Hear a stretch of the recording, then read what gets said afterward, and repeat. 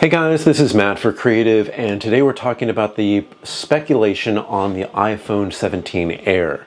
Now, for the longest times, I've been going with the Pro models, and the reason why I do that is I go for the 3-camera setup because it's literally everything that I need to shoot. Tomorrow I'm actually going to the Javits Center, and while I am taking my DJI Pocket 3 with a little mic for like nice professional videos, if there's a place that I'm not allowed to take any kind of like official professional camera, let's say you're going to like a Knicks game and you can't bring your big camera, or maybe they won't allow this, it depends, it really does depend. Oh, Brooklyn Mirage doesn't allow any cameras, then I have this. And this works out perfectly. If I want to get the nice wide angle, ultra wide shot, I'll just go 0.5. If I want that standard shot, I'll just have the standard shot. If I want a little bit better, if I want 2 times, then this will crop in and it'll kind of look about the same. And if I really want to zoom in, because maybe I have a terrible seat all the way in the back,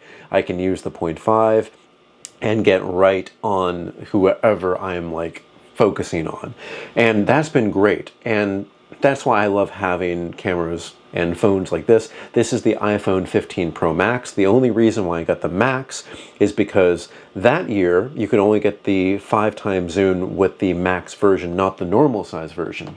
So when it came to get a camera and phone this year, I went for the smaller version, the iPhone 16 Pro, just because I would like the smallest footprint phone possible while having the same kind of camera system, because this does have the 5x. But the speculation on the Air is the removal of cameras and features. And after we've seen the 16E, I have a little bit kind of dread to think exactly what we will be losing to kind of gain that thinness. Because if you didn't know, the iPhone 17 Air is going to be extremely thin. I believe it's going to be thinner than the iPhone 6, and if you have one laying around, you're going to see how thin that is compared to these current phones, which are pretty thick. I mean, if we have this, that doesn't look that thick at all. And honestly, it's not really that thick, but when you think of a device like the iPhone 17 Air, it's just going to be so much more, it's going to be much more lightweight. It's going to have that same kind of screen size. I believe it's going to be a larger screen. It's going to be replacing the Plus, so you'll at least have a big screen to play with. But I think, and here's one thing that they are not removing. For a while, they were thinking about removing the USB-C port, and for the longest time, I was like, okay, that's fine. I will just use my battery pack or a MagSafe charger. Now, they can't remove mags. Oh wow, actually I may have talked myself into something. Alright, if they had removed the USB-C port, I think that would have been a negative, because I don't think MagSafe with the battery packs and the MagSafe little puck, they aren't ready yet. They make your phone pretty warm. It's just something that's going to be really bad for your battery life down the line. It's not ready yet. And I'm talking about Qi 1 and Qi 2. I've been using a lot of these products, and they're lifesavers to have, but they constantly make the phone run extremely hot to the point where it's like you cannot really use the phone while it's charging. If you're in bed and you just kind of plug this in here, you can still use the phone. It gets hot because for some reason iPhones get hot when they look at Instagram, but it's not as bad as having, you know, that kind of heat pack on the back. So I was thinking for a second, well, thank God they're not removing the port, so we actually get the port. But considering what they removed on the iPhone 16e, which was you can still Qi charge it, which means you can set down the iPhone 16e, but it does not have that array of magnets to make it MagSafe. Now, MagSafe is one of the best kind of accessories that they've, or kind of features that they've added to current generation iPhones, and I think every iPhone back until the iPhone 12, because I use it to put my wallet on, to put a battery on. I use it as a mounting point because I have little tripod mounts that just have MagSafe on it. and just bam, it just goes like that. And so many people are using that.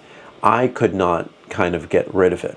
Now I know you can actually maybe get a case with MagSafe on it, and maybe that would help in some cases, but in this it's just something that's not really going to work. But what is kind of leading me to believe now, I kind of just convince myself about this, is that maybe there's not going to be an array of magnets on the back of the iPhone 17 Air because they instead chose to keep the port. Now that is something that kind of worries me a little bit, just because I do like that mounting point of, wallet. That is where I keep my wallet. And the thing is, you can put it on the case, that's fine. I like to have my phone without a case a lot of times, and a lot of people do.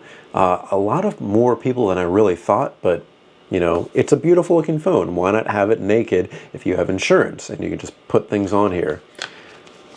The thinness of this device is going to be incredible. And what I've seen is there's going to be a much more dense battery in this, so you are not going to get like a huge hit on battery life. It should be like the next generation of kind of battery, and that's why they can make it so thin. That is something that's interesting.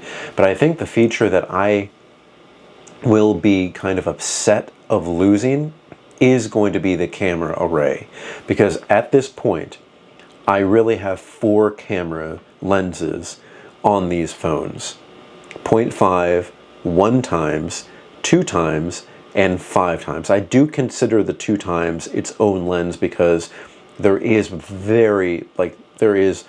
almost no noticeable loss in quality when you're taking pictures or video. I seamlessly just go back and forth through it, and the 2 times has been fine. So with this camera, I would be having 1 times and 2 times, and that's it. And if that was the only thing with me, and I went to a concert where I was walking around, shooting my Instagram content, I would not be able to punch in on things. It would have to be digital zoom, more than just the 2 times digital zoom. I imagine that it would probably go until maybe about 10 times zoom. And even with a 48 megapixel sensor, it's not going to look that great unless they do some kind of... Now, I'm sure you've seen the renders of a 17 Air where it's basically super thin phone and then kind of like a cutout with a thicker part on top, but the one camera is going to be on this side. And actually what I'm thinking is maybe that they can actually put more, maybe they'll put another lens on here. And I think it's because they could possibly do a periscope zoom with that kind of jut out here. This may be the thinnest phone on earth here, but maybe up here it's enough to have that periscope zoom. Now, I would love to have all 3 lenses, but that's reserved for the Pro. They're never going to bring them all there, but maybe in some case they would add at least 1 other camera. The 0.5 would be great, but I do need that zoom because, again, that helps so much. Because what is it? It's 5 times, and even I find myself using digital zoom, and in video that's 15 times, and in photo I believe that's 25 times, because it's still usable. It's still very usable. So let's say this iPhone Air has good battery life, not great battery life, but it only has 1 lens with 1 times and 2 times, has the port, does not have MagSafe. Would you get it? Would I get it? I think I would, because for me, I always run a dual camera and dual phone setup. I like having my small and my big because, making videos like this, I eat up battery so much. If something's rendering, I want to do something on the other phone. So in reality, I could still process and make my videos. I would just be recording more with this, and maybe in a pinch, I would only bring the Air, maybe going for a run because it's going to be a super lightweight phone, but who knows how big that screen is going to be. It really depends. I'm very curious to see exactly what it's going to be. I'm curious to see what the sales are going to be. I think it's really good to move away from like an iPhone 7 or 16 Plus because you already have the Max if you want something with a large screen. Just, you know, a lot of people aren't even paying full out for those phones now. They're kind of just subsidizing them on their Verizon plan, their AT&T plan, or whatever they have. There are so many deals out there. So it's not like you're paying a full price for this. You can still get a Pro or Pro Max phone and only pay, like, you know, a few dollars per month if that's what you choose to do. So I think it's a smart idea kind of mixing this up, and I love the idea of having like an extremely super thin phone. So I think I'll be getting it, but you know, what do you think? Anyway, guys, if you have any comments or questions, put it in the comment section below. Don't forget, I'm on Instagram and Threads at M8B9. You can email me at creativenyc2025@gmail.com. Thank you so much for watching, guys, and I will see you next time.